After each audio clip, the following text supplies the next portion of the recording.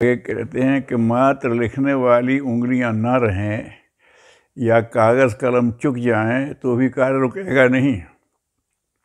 अभी तो उंगलियां मेरी काम कर रही हैं, अगर उंगलियां काम ना करें, उंगलियां काम करती भी रहें तो मेरी कलम खराब हो जाए, कागज़ ना रहे तो भी कार्य रुकेगा नहीं।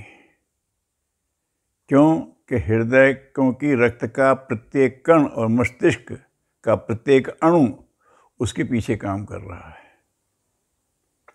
ये लिखूंगा तो लोग करेंगे, लेकिन मेरा मस्तिष्क तो कर रहा है, हृदय तो कर रहा है। इसके द्वारा जो प्रसार होगा वो भी इस काम को करा लेगा।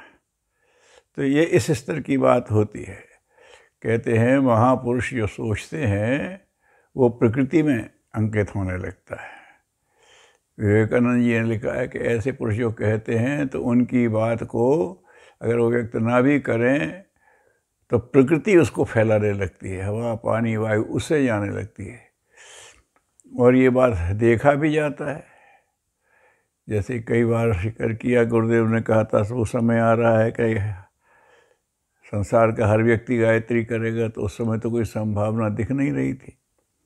लेकिन पता नहीं कहाँ से एक हवा चली और सारी दुनिया गायत्री जपने लगी। अरे बताया था कि हम जब कहीं विदेश में भी गए, वहाँ गए, तपोवन गए थे, तो वहाँ भारतीय से ज़्यादा विदेशी यात्री मिले और किसी से पूछा गायत्री मंत्र जानते हैं, और yes I know I can sing it. कैसे पहुँच गया।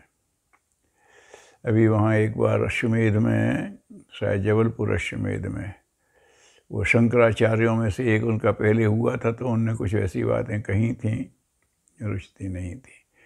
तो किसी ने जवाब दो, आर्य समाज वालों ने कहा ये दिग्विजय करने वाले कौन आ गए। आर्य समाज के हिसाब से तो शास्त्रार्थ से दिग्विजय होती है, शंकराचार्य था, और तो कुछ है नहीं।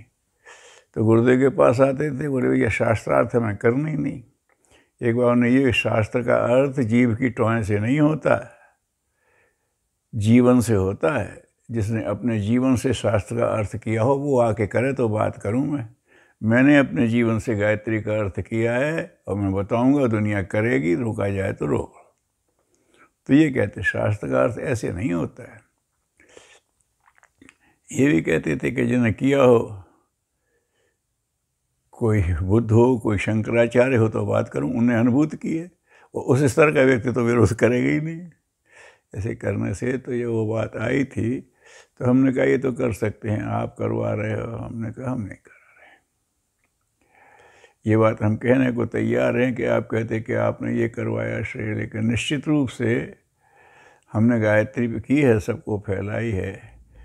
लेकिन उन्हीं दिनों में ईडन गार्डन में जो खेल शुरू हुए थे उसके प्रारंभ में गायत्री मंत्र बोला गया। कहीं हमारी अपनी या गायत्री परिवार की कोई वहाँ पहुँच नहीं है, लेकिन गायत्री मंत्र वहाँ पहुँच गया, समय पहुँचा रहा है, तो हम क्या कर सकते हैं। देव संस्कृति दिग्विजय की बात कर रहे हैं, तो मेरे हिसाब से ये है कि अब विश्व को एक होना है, तो सबको एक बात समझाना है, औचित्य के रास्ते पर लाना है। तो दिग्विजय करने वाला जाता था तो अपनी बात समझाता था, नहीं मानता तो बल से मनवाता था।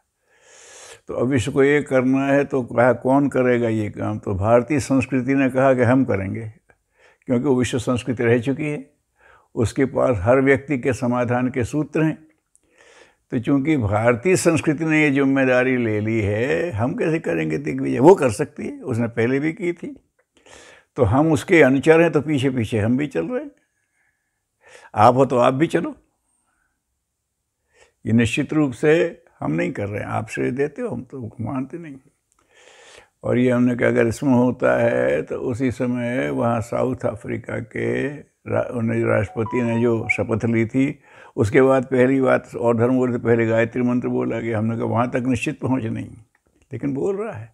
तो संस्कृति ने अपने विस्तार का काम किया है, तो हम चल रहे हैं। तो झगड़ा मत करो, भगीरथ गंगा को उतार लाए हैं, ये मत कहो देव सर यहाँ कैसे आ गई और सिद्ध करो कि ये सर है।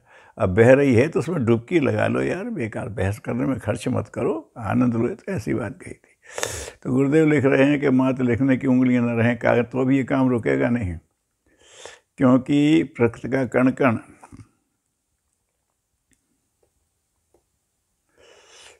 रक्त का कण कण, प्रत्येक अणु उसके पीछे काम कर रहा है, लिखे नहीं रहा, काम कर रहा है, तो वो प्रकृति के द्वारा आगे हो रहा है काम।